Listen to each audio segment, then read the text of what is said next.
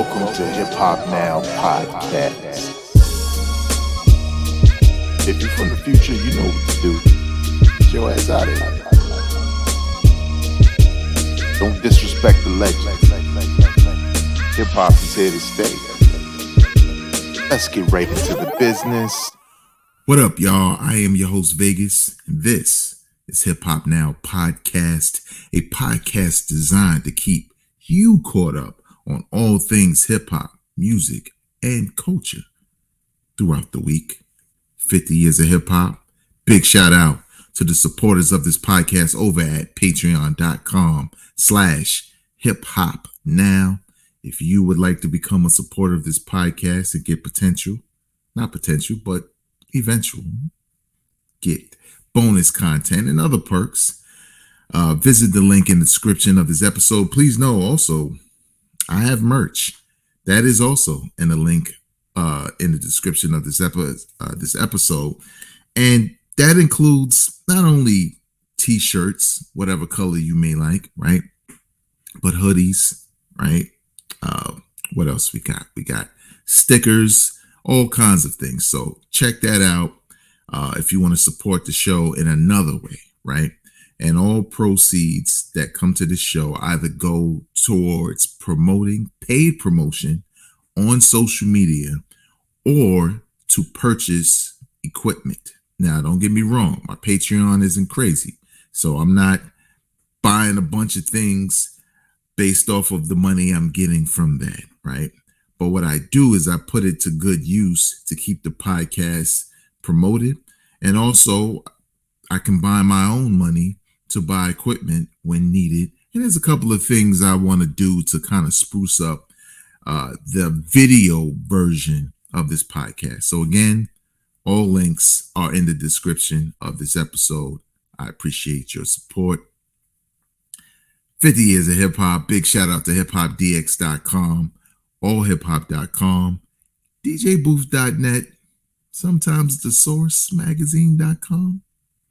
And a couple of places where I'm getting some of these stories from. Let's get right into the business. LL and LL Cool J to you, or the GOAT to you, and Ice-T are going hunting for iconic hip-hop memorabilia.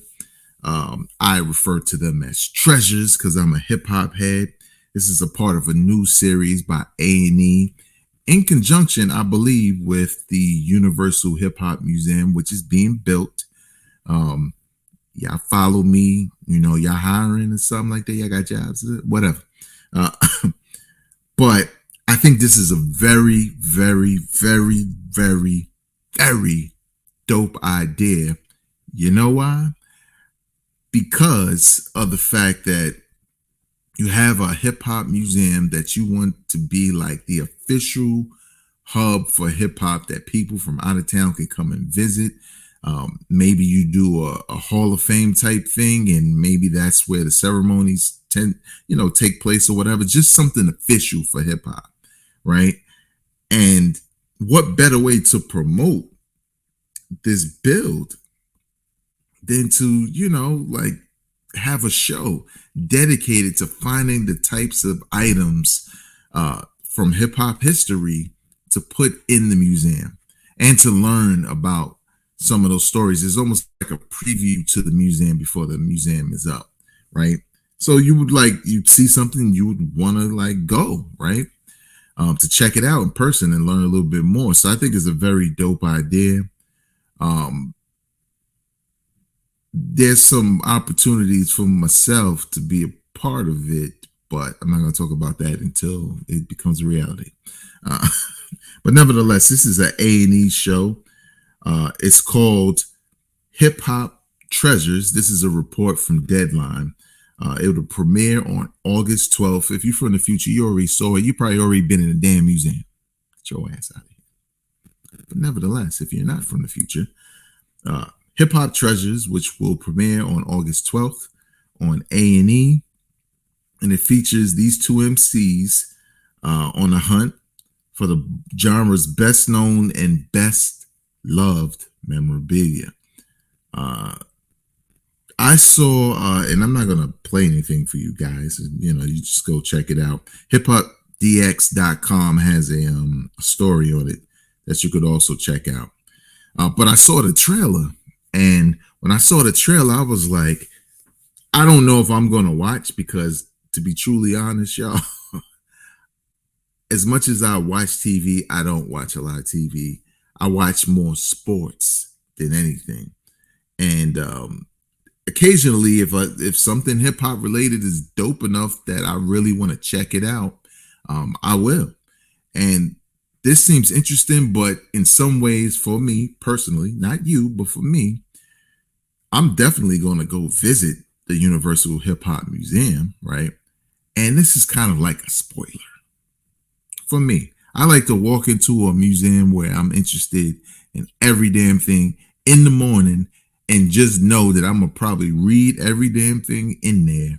And I want to be like a kid in the toy store, you know, wherever those still exist, uh, that walks in and is just like, oh, you know, it's Jam Master Jay's chain, you know, and oh, you know, it's Onyx suits from the Throw Your Guns in the Air video.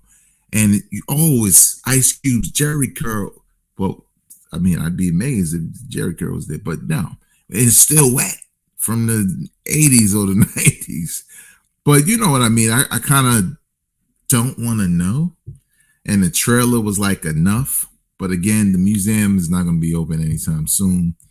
So who knows? Maybe I'll check it out. Maybe I'll do another review series, right? Like I did with the Wu-Tang thing.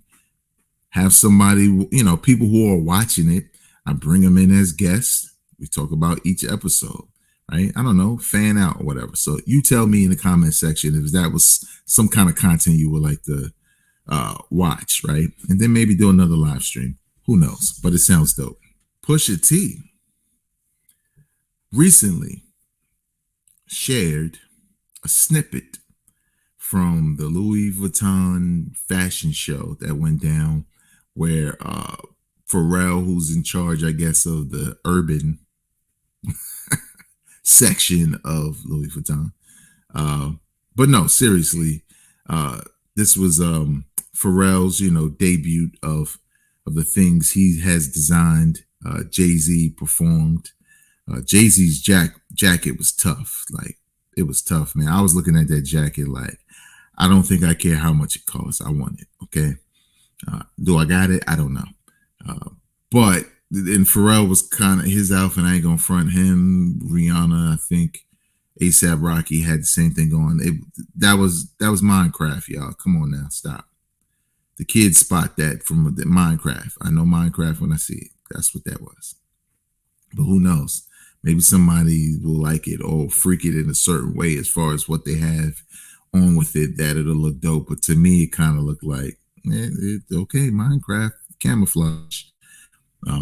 It is what it is. But Pusha T and No Malice were together and they have a song together, and it kind of leans towards the rumors of a possible Clips album. And just on the surface, from what I heard beat wise and rhyme wise, it took me right back to that era of the Clips. And I was like, man, I can't wait till they like drop this album or whatever. But in the lyrics for Pusha T was some bars for Jim Jones. And if we rewind back, Jim Jones was basically talking down on Pusha T about him not necessarily having any like popularity or anybody really remembering a verse or him being cool, just all these kinds of things to dispel, honestly, sound like dispelling what people like about Pusha T. Like he's looking at him like, well, why is he popular, right? How is he nice when nobody can remember or recite some things he said, right?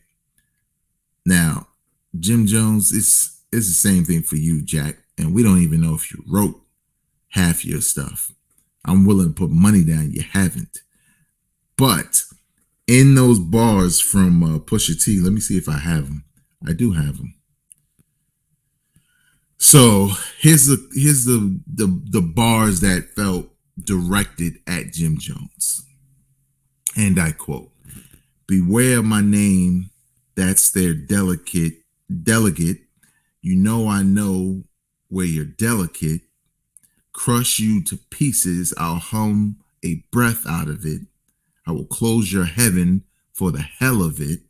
You think I'd be valor amongst veterans. I'm watching your fame escape relevance. We all in a room, but here's the elephant. You chasing a feature out of your element. And those lab diamonds under inspection, the question marks block your blessings.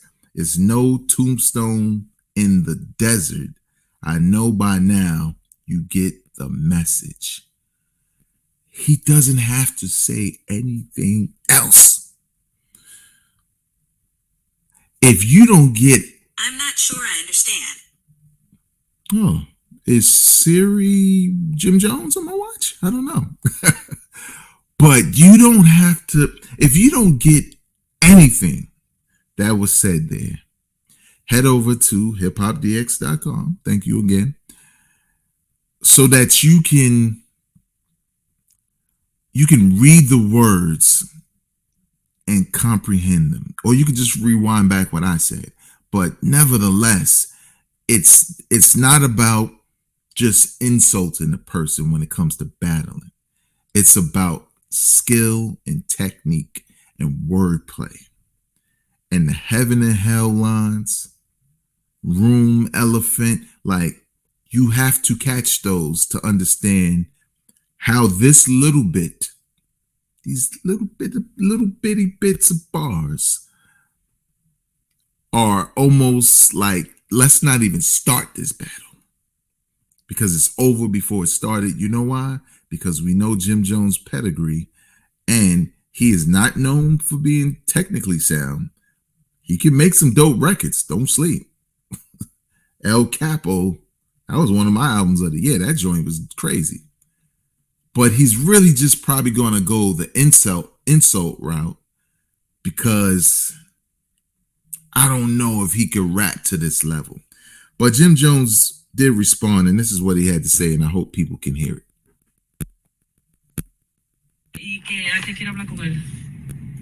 That was not a top 50 verse. Not at all. He was traveling. He just came back last night. Still not in my top 50. So that's what he had to say. That's not a top 50 verse. Still not in my top 50. Jimmy, what are you even talking about? Who are you even talking to? Is somebody playing a trick and taking something else you're talking about something totally different? Who said anything about top 50? Who said anything about your top 50? Here's what I found. Siri, if you don't, all we're saying is, yo, this smoke has your name on it. Address it. Jimmy's old enough to know real hip hop. He know real hip hop when he hear it. He know real hip hop battle when he got one. This ain't the days of joking and saying smacking koofies off, but don't really got no bars. Stop playing with that man. He's warning you with this verse. So, would I like to see it? I'd be curious to hear a Jim. I'm not writing him off, right? I'm not totally writing him off. But he needs to stop playing. You said what you said as an MC. The MC responded. And now you're sort of acting like you're above a real rap response by saying, oh, not in my top 50, top 50. That just means the verse ain't ready yet from whoever writing it. Okay, it ain't ready yet.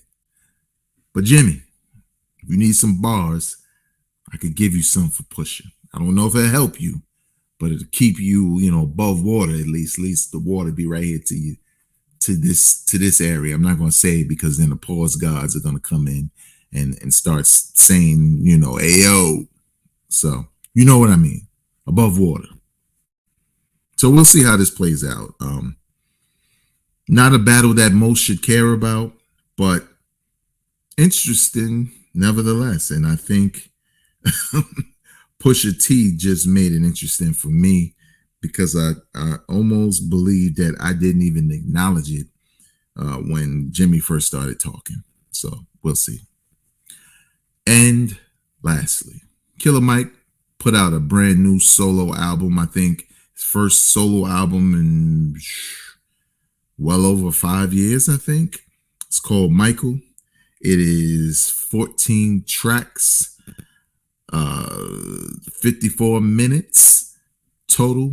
So basically, the basic, like if you want to put out an album and you're wondering how many tracks, how long, this is exactly what you should do, especially for a listener like me. This is just enough for me to get the vibe of an album and break out.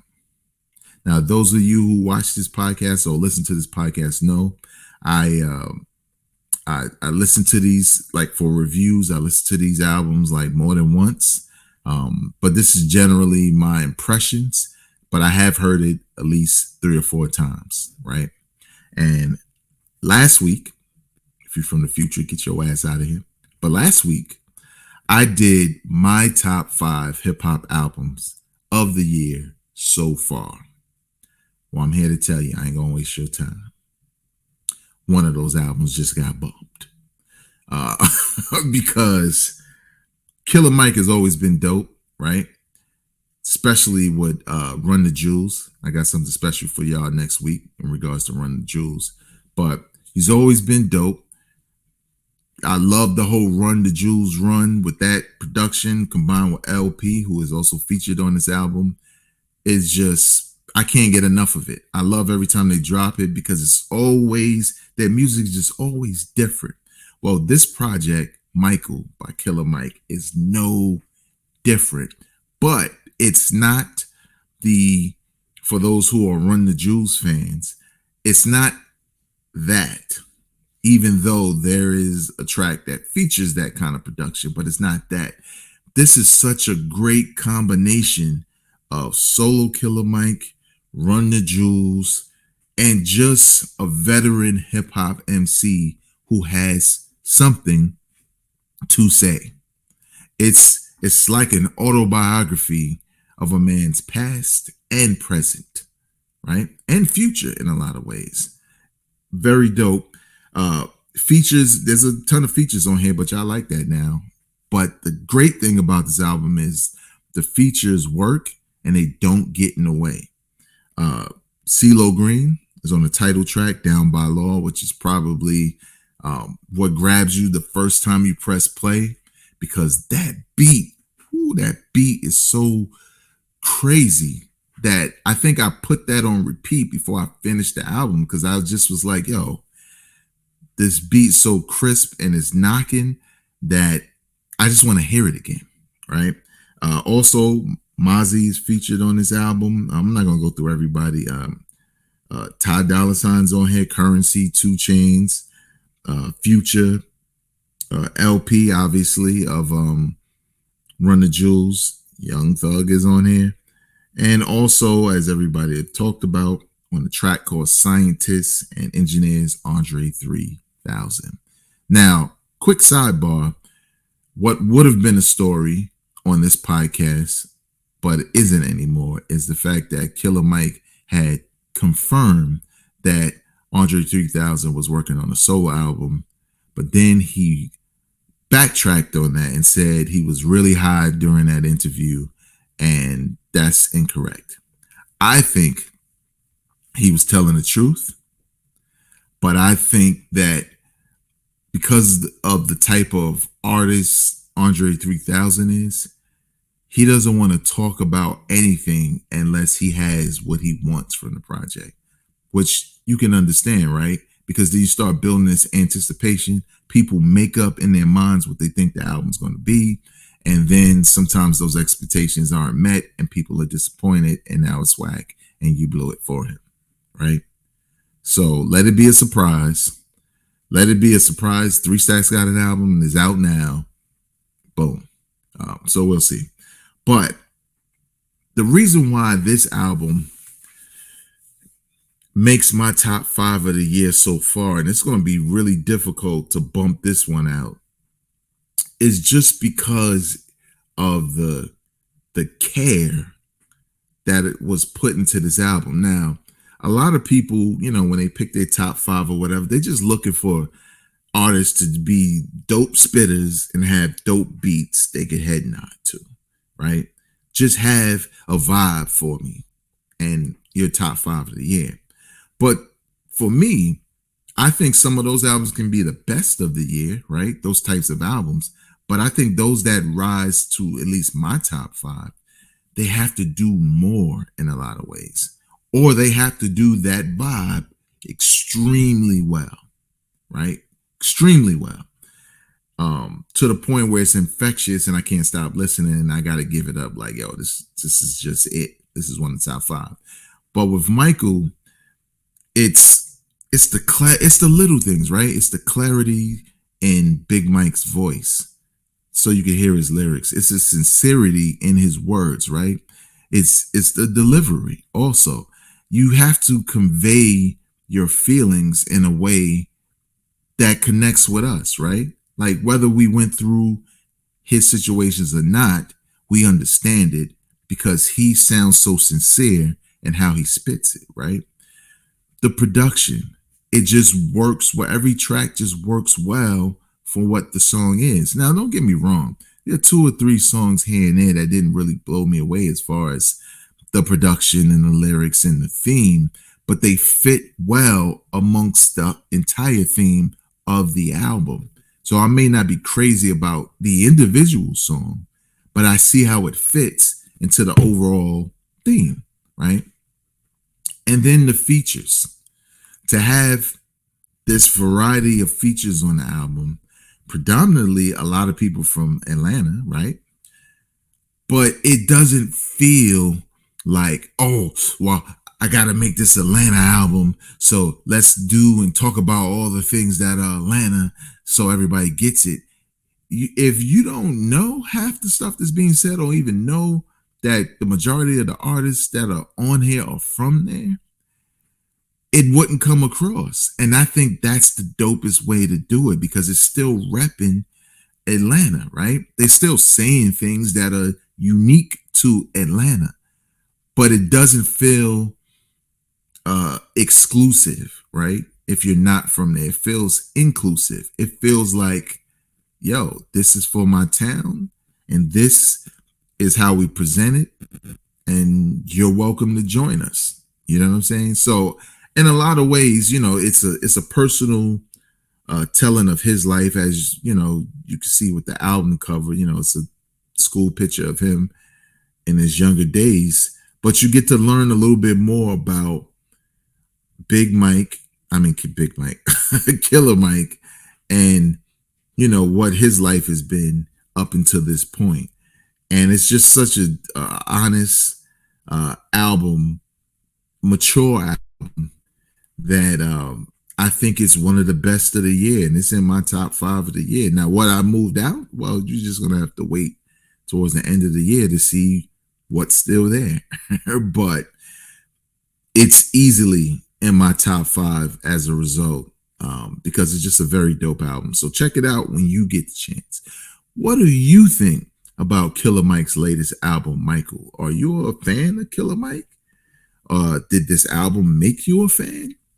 Let me know in the comment section below.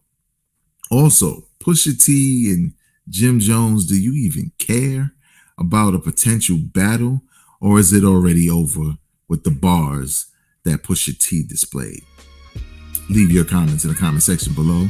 And please know that this podcast is available wherever you get your podcast listening, whether it's Apple Music, Spotify, Google, Overcast, Pocket Cast, or any other of your favorite podcasting platforms.